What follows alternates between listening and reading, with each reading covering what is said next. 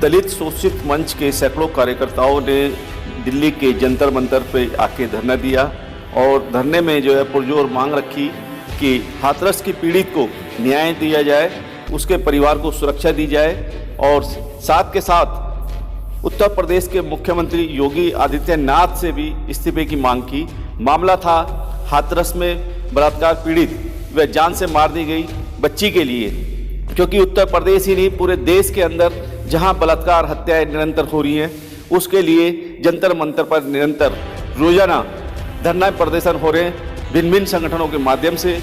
उन्हीं संगठनों में से इस संगठन ने भी अपने सैकड़ों कार्यकर्ताओं के साथ में धरना प्रदर्शन दिया और पुरजोर तरीके से मांग की।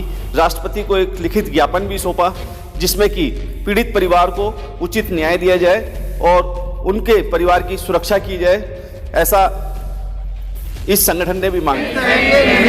महिलाओं के खिलाफ अपराध नहीं चलेगा, महिलाओं के खिलाफ अपराध नहीं चलेगा, और इंकलाब जिंदाबाद, हमारी लड़ाई जिंदाबाद, यूपी सरकार मुर्दाबाद, यूपी सरकार होश में,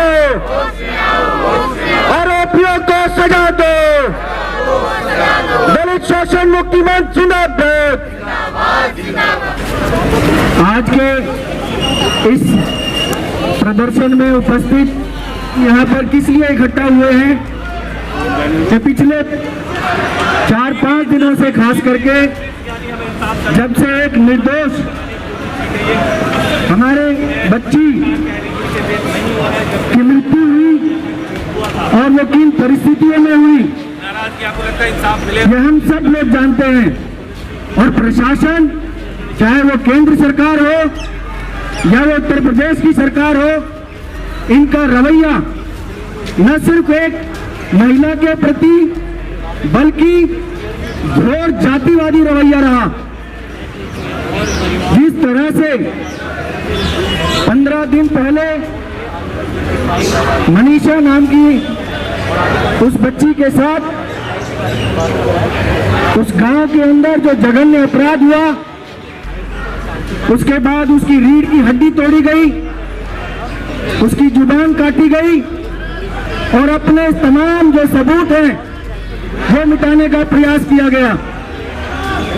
लेकिन जब बात वहां के आला अधिकारियों से की तो वो साफ मुकर गए कि उसके साथ इतनी अभद्रता, इतनी नृशंसकता नहीं हुई। शर्म आनी चाहिए उत्तर प्रदेश की सरकार को कि न सिर्फ एक महिला के साथ इस तरह का जघन्य अपराध हुआ, उस पर वो लीपापोती करने की तैयारी कर रहे हैं। हमारी केंद्र सरकार बड़ा जोर शोर से एक नारा देती है, बेटी को पढ़ाओ, बेटी को बचाओ। लेकिन पिछले 6 सालों के अंदर हमने इस देश के अंदर क्या देखा है कि ना तो वो बेटी पढ़ रही है और ना वो बेटी बच रही है।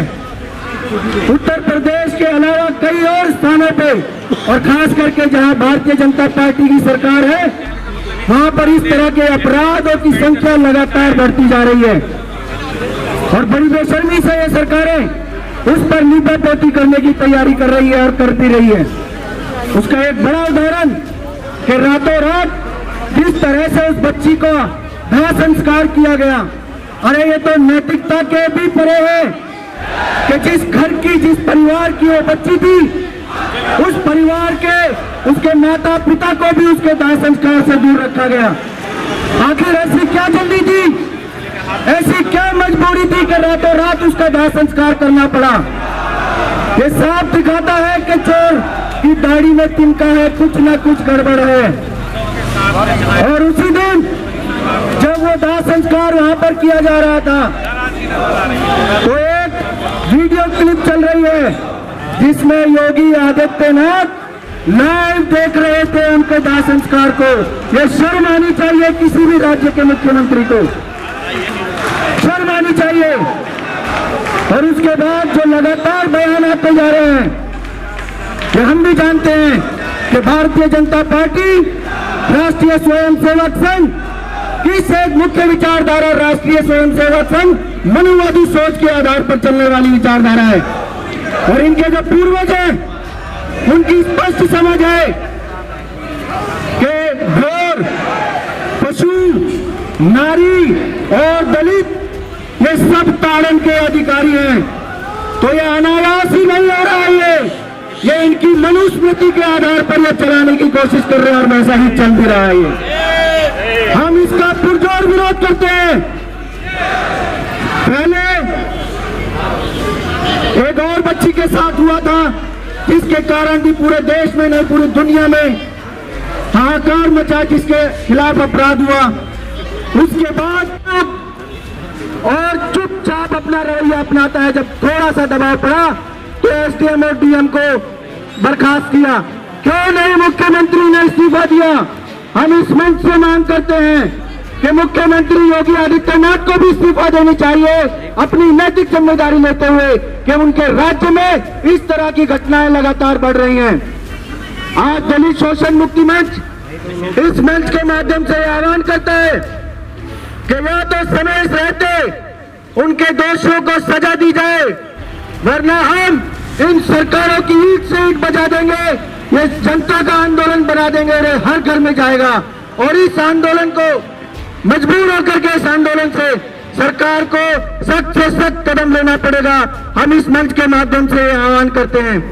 हमारे साथ हैं नेहा जी, और देखा जाए तो आज जो है जंतर मंतर पे आप धरना प्रदर्शन में शामिल हुए हैं दलित शोषण मुक्ति मंच के माध्यम से। क्या मामला है, क्यों आप यहाँ इतने सारे लोगों के साथ में धरना प्रदर्शन देने आए? जी देखिए, एक तो सबसे बड़ा सवाल है ये जो फिलहाल जिस घटना के तुरंत बाद हम लोग यहाँ जंतर मंतर पर आए हैं, वो है कि जिस तरीके से हाथरस के अंदर दलित युवती के साथ सामूहिक बलात्कार हुआ और उसके बाद उसके मतलब एक तो आप ये देखिए कि जब सामूहिक बलात्कार हुआ मतलब वो 14 सितंबर को हुआ था, ठीक है, और उसकी ज़बान कट गई थी, रीढ़ की हड्डी टूट गई थी। पुलिस प्रशासन की तरफ से कोई कार्रवाई जो है, उचित कार्रवाई जो की जानी चाहिए थी वो नहीं की गई।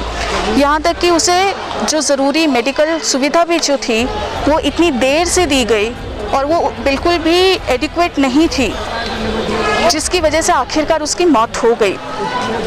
और उसमें हम क्या देखते हैं कि जब उसकी मौत हुई है जो इस गैंगरेप की वजह से, उसकी लाश को ले जाकर आपने रातों रात जला दिया, ठीक है, जबकि उसका परिवार लगातार इस बात का विरोध कर रहा था कि उसकी लाश को ना जलाया जाए। अभी मेन मुद्दे की बात की है तो क्या कहना चाहेंगे, किस वजह से आप लोग? देखिए, हम यहाँ पे एक ही जो है हमारा एक बहुत प्राथमिक जो हमारा एक मांग है वो ये कि योगी सरकार जिस तरीके से ये जो मुद्दा है, उनकी जो सोच है वो इस देश के संविधान को लागू करने की सोच नहीं है।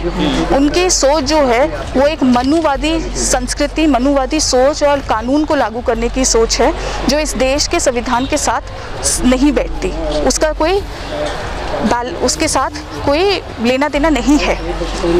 और इस जातिवादी सरकार का ये इस इंसिडेंट ने इसको खोल के दिखा दिया है कि वो किस तरीके से पुरुषवादी, जातिवादी, सामंती सोच को वो रखती है।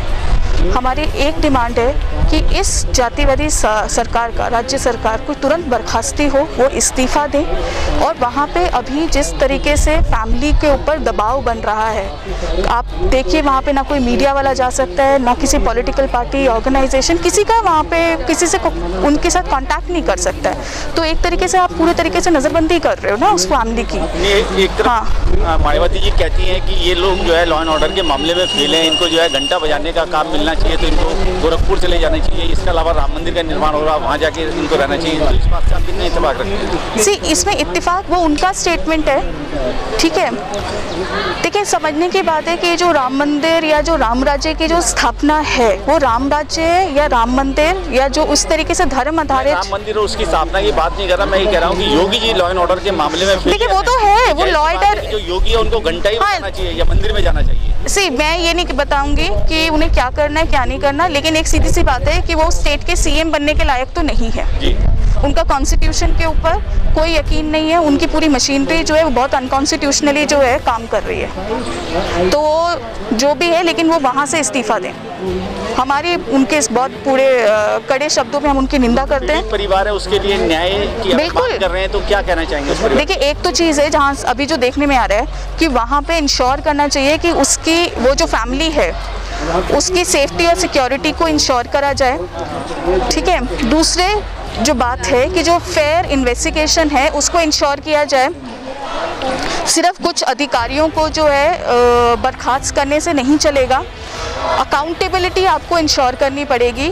और इसके अलावा कॉम्पनसेशन का जो है फैमिली को वो इंश्योर करना चाहिए।